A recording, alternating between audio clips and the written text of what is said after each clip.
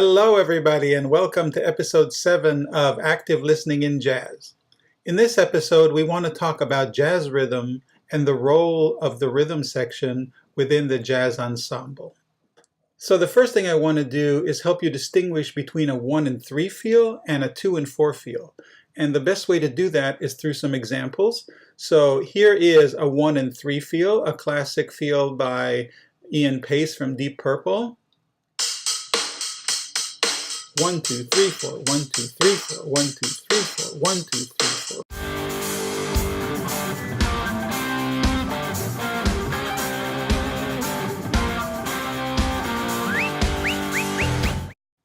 So you could see on that clip that they're clapping on 1 and 3. 1, 2, 3, 4, 1, 2, 3, 4. Now let's contrast that with a jazz feel. This is a Philly Joe Jones shuffle. 1, 2, 3, 4, 1, 2, 3, 4, 1, 2, 3, 4, 1.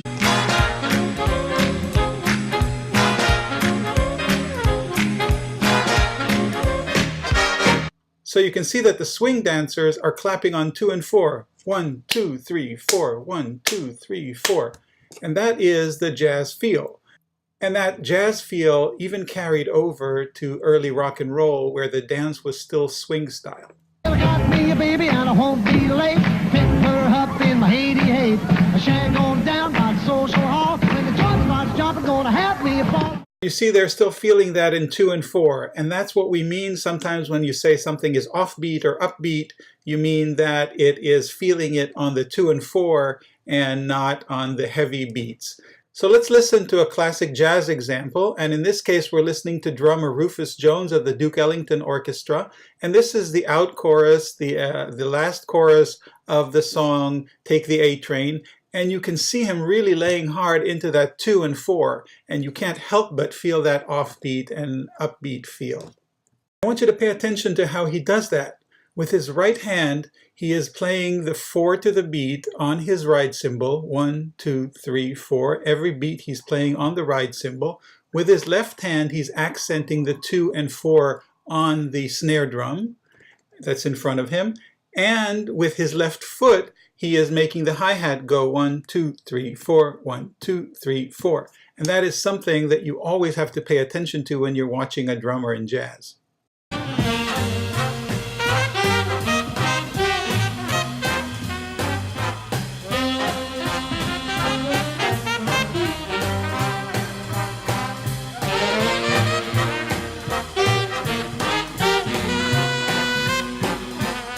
So here's another classic example by the Duke Ellington Orchestra, and here you can really see how the 2 and 4 feel propel soloist Paul Gonsalves to reach new heights.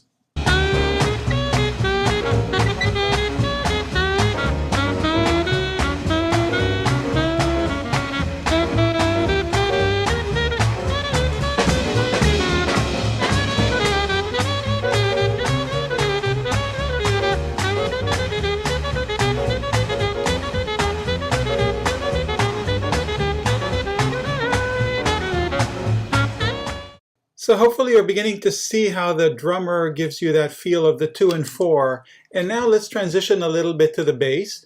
Jazz bass is sometimes known as walking bass because it feels like he's taking a walk. Dun, dun, dun, dun, dun.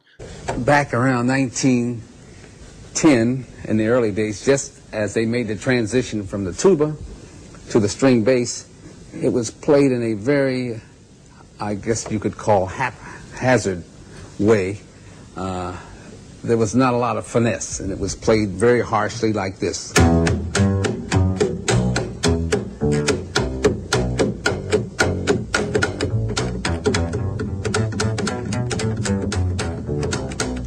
That was Ray Brown, one of the greatest jazz bassists of all time, showing us a little bit about the history of the bass. And now let's watch a contemporary great jazz bassist called Christian McBride as he explains the difference between the walking bass in jazz and how the bass functions in a rock or pop song.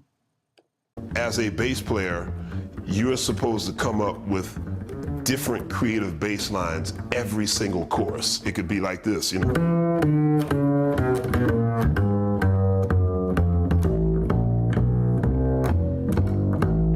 Or I can start it off like this.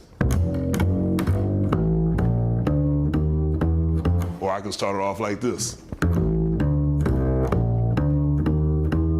Now, when you switch it to the pop side, the discipline is almost the exact opposite. If I may reference my dear friend Sting, we play Every Breath You Take. This is the bass line.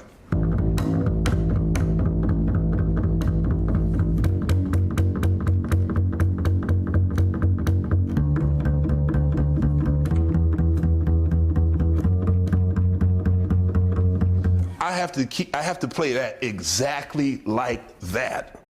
So now let's see how it works together with the drums and the bass. Now, in this example, the drummer is playing just the ride cymbal along with the bass and playing every quarter note. He will also start adding the snare drum and the accents on the 2 and 4.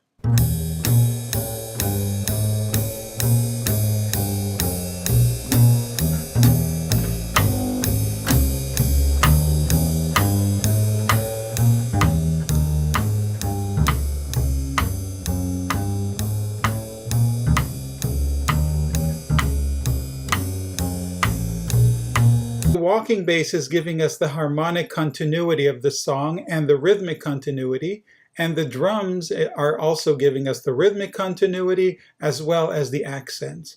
But there are many, many other layers in terms of what the bassists do and in terms of what the drummers are doing. And here is one example of talking about the complexity of the ride cymbal beat, which is not usually just a simple 4 to the beat. And here is the great Art Taylor explaining about his particular approach to the ride cymbal beat. Yeah, the cymbal beat, that's the most important thing to me. Now, you know, the basic beat is... Well, that's very important too. How the intensity of the stroke. So I can say, that's the accent on the beginning, right? Okay. But as I was talking about, to blend it. And then, as Miles always used to try to get me to do, and Kenny Clark too, to break it up so it's not that same monotonous thing. And play different rhythms.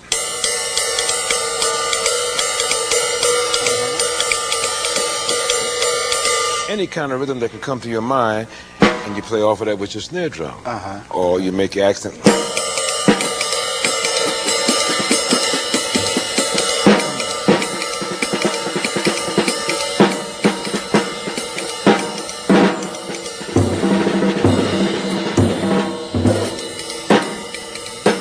Yeah, but that's my strongest point, my cymbal beat. Everybody says it. Everybody says it. All the drummers and saxophone players, they say, "Yeah, you're gonna put that beat on us tonight. You're gonna get that. You got your stroke going tonight." For this segment, I'm going to use a software program called Band in a Box, which can take a chord progression that I've written out here, C, A minor, D minor, G7, which is a 1-6-2-5 progression, and it appears in hundreds or thousands of songs. And it will just repeat over and over again, and it will generate a backing track that sounds like a jazz rhythm section. And what I'll be able to do with that is show you how the different instruments blend together and how they function in a jazz ensemble. These are the chords: C, A minor, D minor, G7, and it's just going to repeat. And you can hear the walking bass. Now let me turn everything down so you can just hear the walking bass. D minor, G7. We can still hear the harmony going through. D minor, G7. So I can hear the harmony in my ear. But now you kind of lost the rhythmic continuity. Let's put back the drums. Now you get the 2 and 4 feel that we were missing a little bit. Now if I turn down the bass, it gets harder to hear the harmonic functions in the song. You're not really hearing the C, the A minor, the D minor, the G7. You're missing that. When I put the bass back, now you can hear where we are in the form. Now again, when I take off the drums, you can hear the harmonic continuity, you can hear the rhythm, but you're missing that feeling of the 2 and 4. You have to feel it yourself. Now the drums are kind of giving you that. And now I'm going to add in the piano.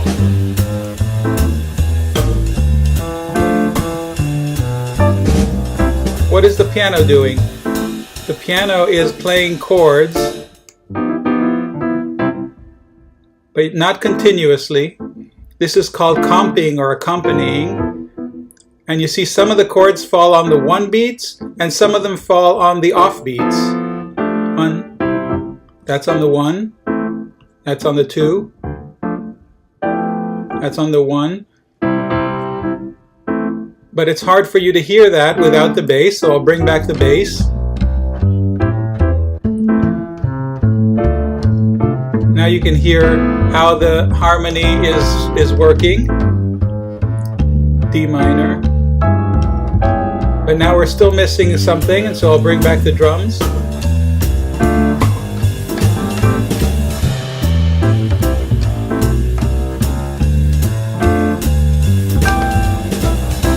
Hopefully now you're hearing how it all sounds together.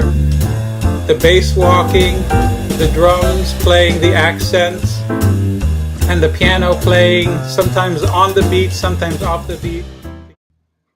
So now that we've analyzed the functions of each of the instruments in the rhythm section, I hope you can begin to concentrate on the different instruments as you listen to jazz. Try to understand how they function, each one on its own, and how they function together, and how they create this magic that we call jazz.